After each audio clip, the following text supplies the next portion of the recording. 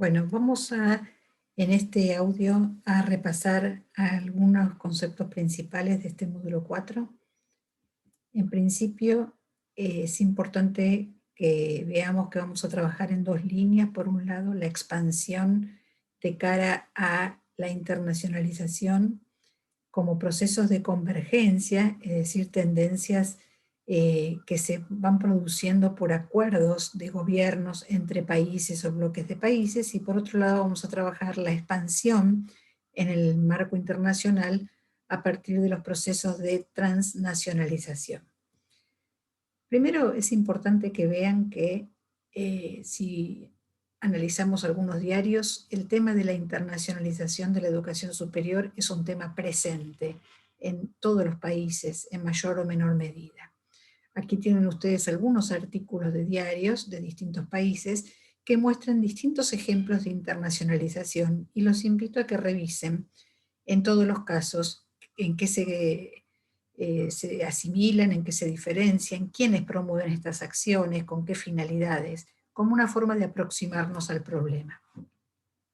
En principio es importante que entendamos la globalización como un proceso de recomposición del capitalismo, es decir, un proceso que supera a los estados-nación, que incluso ponen en tela de juicio el propio poder tradicional de los estados-nación, y que genera una disminución de la capacidad de los gobiernos para tomar algunas decisiones, porque esas decisiones se empiezan a tomar en otras instancias.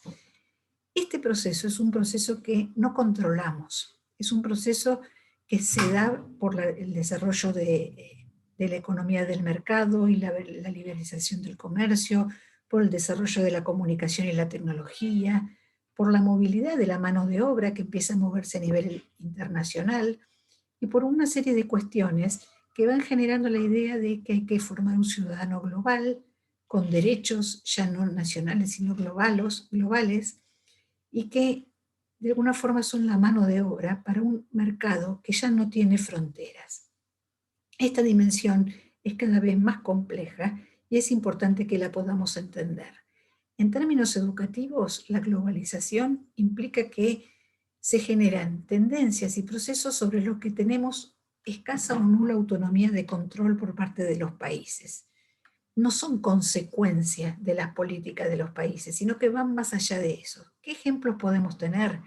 Bueno, como ya mencionamos, el avance de la tecnología, de la información y la comunicación en la educación, la creación de redes de conocimiento internacional, la hegemonía del inglés como el idioma principal, que ya habíamos visto en el módulo 1, la fuga de cerebros y la existencia de cada vez más proveedores de educación en todo el mundo que no tienen país de pertenencia.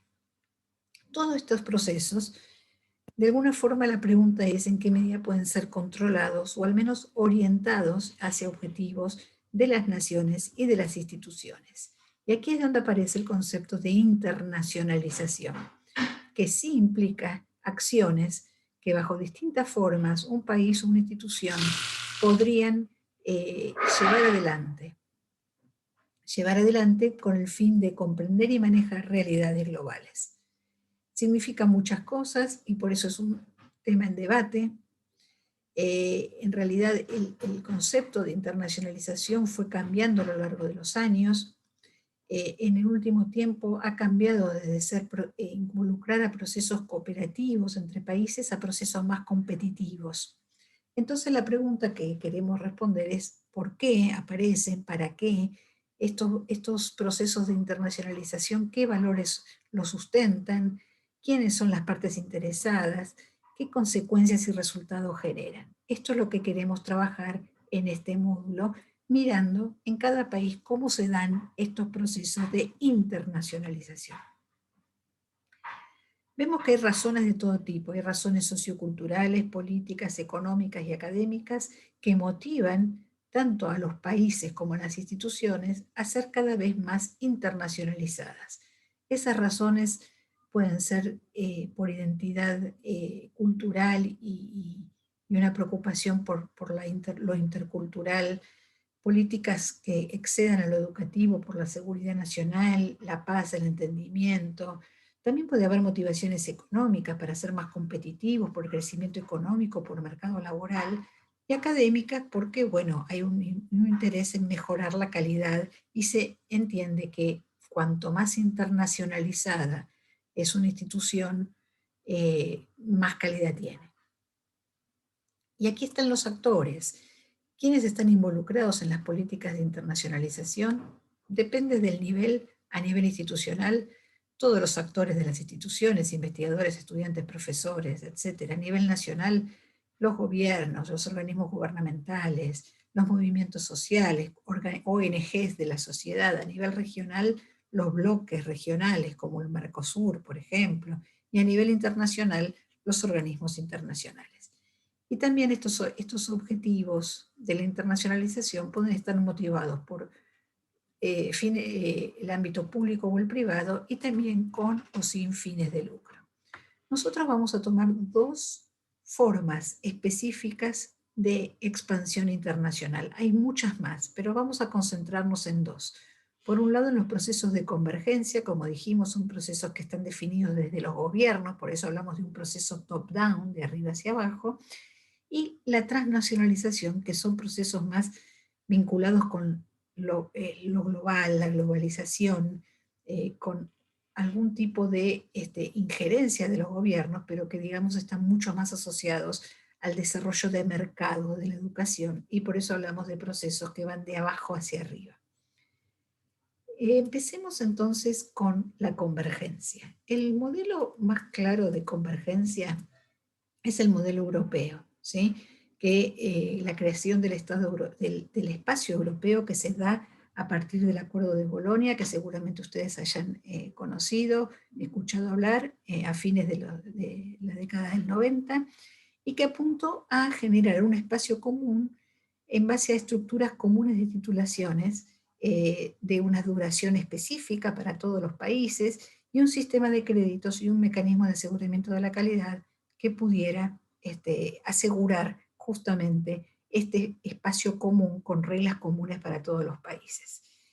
El proceso de Bolonia se desarrolló, hoy podemos hablar que existe un espacio europeo, pero también que hay tensiones, por ejemplo, en la homogenización de los planes de estudio, cada vez más parecidos, de cada vez la presencia del idioma inglés como el único idioma de enseñanza, que es un proceso de arriba hacia abajo y que no se tuvo en cuenta la participación de los actores de las instituciones, que son los que en definitiva tienen que llevar adelante los procesos, y en realidad tuvo un objetivo claro que fue posicionar a Europa frente a los avances de Japón y Estados Unidos y también de China.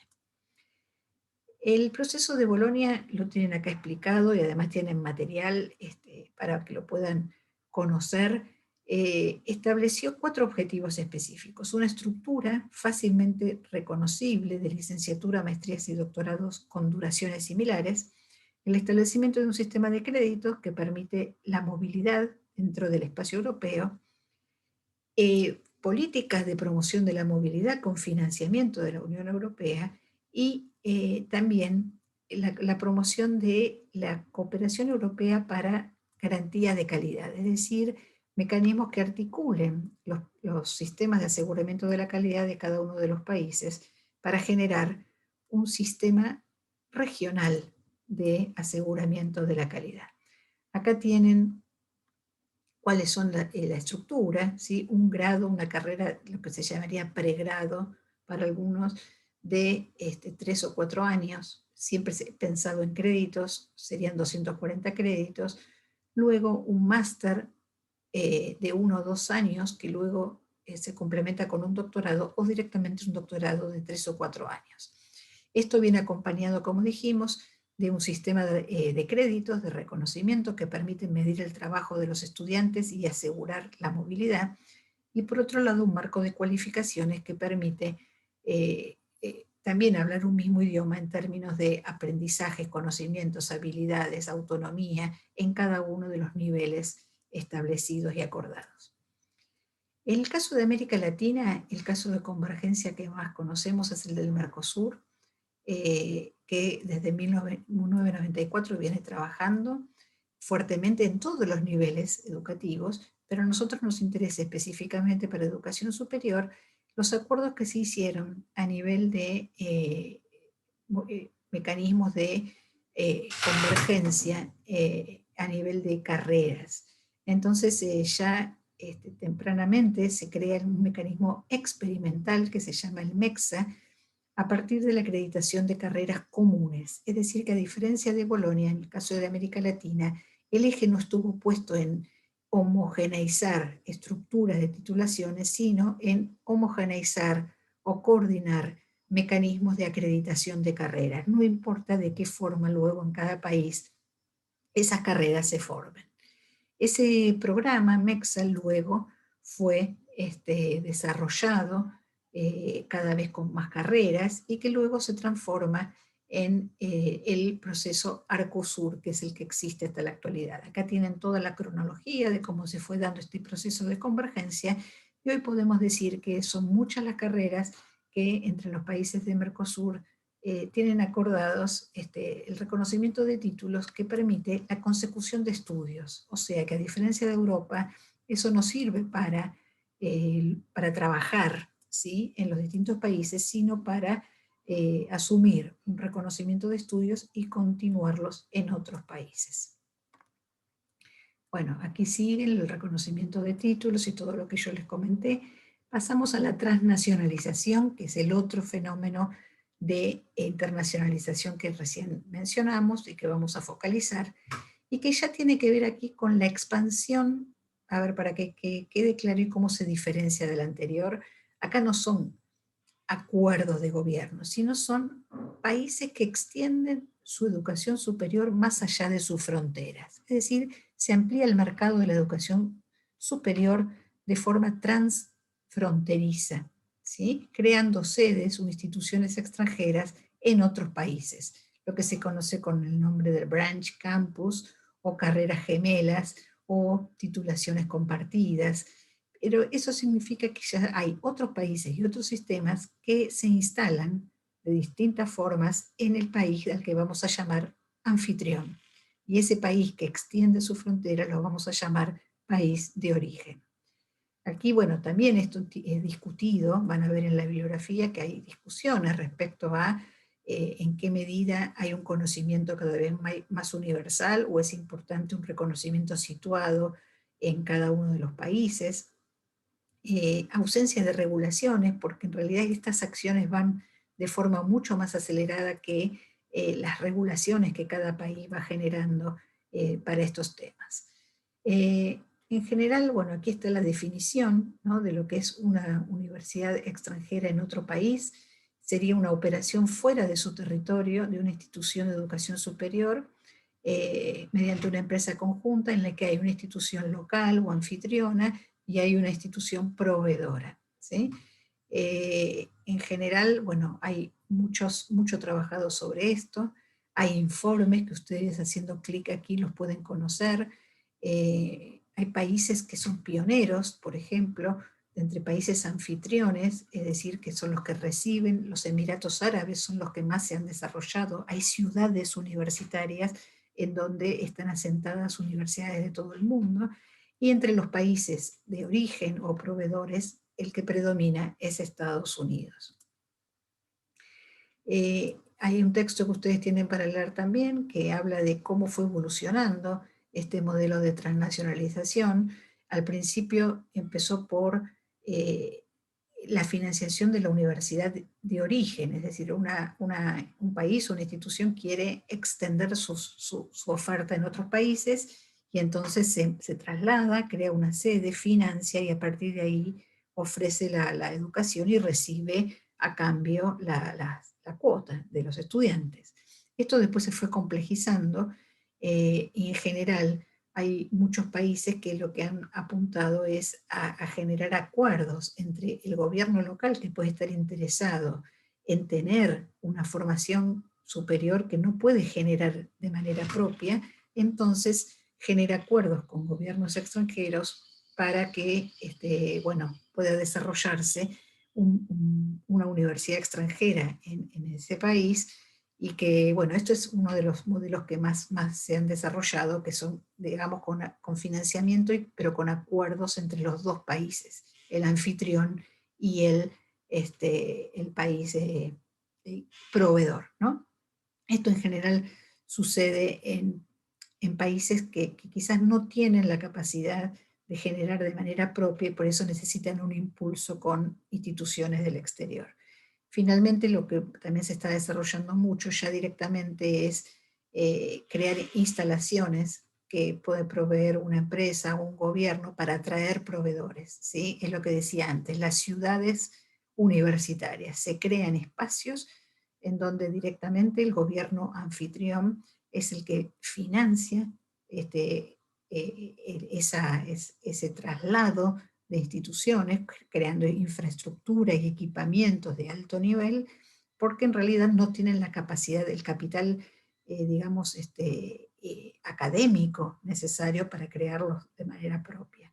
Y así es como, por ejemplo, sobre todo en Emiratos Árabes, hay una ciudad de la educación en Qatar que les recomiendo que ingresen a la página web para mirar, donde operan muchas universidades de Estados Unidos, del Reino Unido, de Canadá, etc. ¿Qué es lo que está detrás de esto? Hay discusiones sobre los valores, las tensiones y las racionalidades que están detrás de los procesos de expansión internacional de la educación, ¿no? El tema de los valores es ver en qué medida la internacionalización genera la competencia o la cooperación, si estamos hablando de bien público o bien privado, si estamos hablando de la educación como un servicio o como un derecho. Estos son los valores que están en juego en todos estos procesos de expansión internacional de manera muy compleja, multifacética, que es controversial, que es cambiante. Para eso tienen un texto de Jane Knight que explica muy bien estos desafíos. Estas tensiones son tensiones que se dan entre las regulaciones que se dan a nivel global y las estatales. Hay otras tensiones que se dan respecto al conocimiento, ¿sí? Que se transmite, si tiene que haber un conocimiento universitario cada vez más global o también tiene que estar lo local, lo nacional presente, o cómo es ese equilibrio. Y bueno, y hay tensiones sobre la constitución de redes académicas globales versus las locales. Se van generando también redes de académicos, de profesores más internacionalizados y otros menos internacionalizados, ¿no? Y finalmente hay una racionalidad de fondo que nos está mostrando si esa internacionalización es hegemónica en el sentido de que hay países que con esto generan y concentran cada vez más poder, o es más horizontal.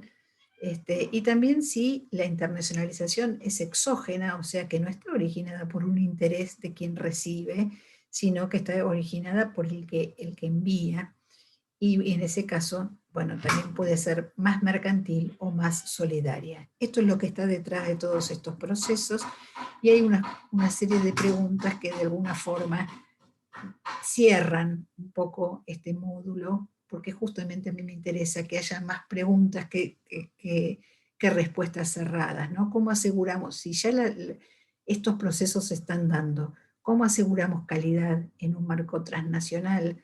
¿Cómo fomentamos que haya más colaboración, ¿sí? Y no competencia? Cómo mejorar los beneficios de la movilidad académica, para que, por ejemplo, no se genere la fuga de talentos, sino que a la vez pueda haber un intercambio mucho más fluido en un sentido y en el otro. Cómo asegurar desde los gobiernos que la internacionalización contribuye al desarrollo humano, y así una serie de preguntas que ponen en discusión estos procesos que ya están presentes, que ya son un hecho, y que entonces hay que ver de qué forma darles una orientación que vaya más hacia la igualdad de oportunidades y hacia la calidad para la mayor cantidad de población. Espero que con esto puedan revisar el PowerPoint de una manera mucho más completa. Gracias.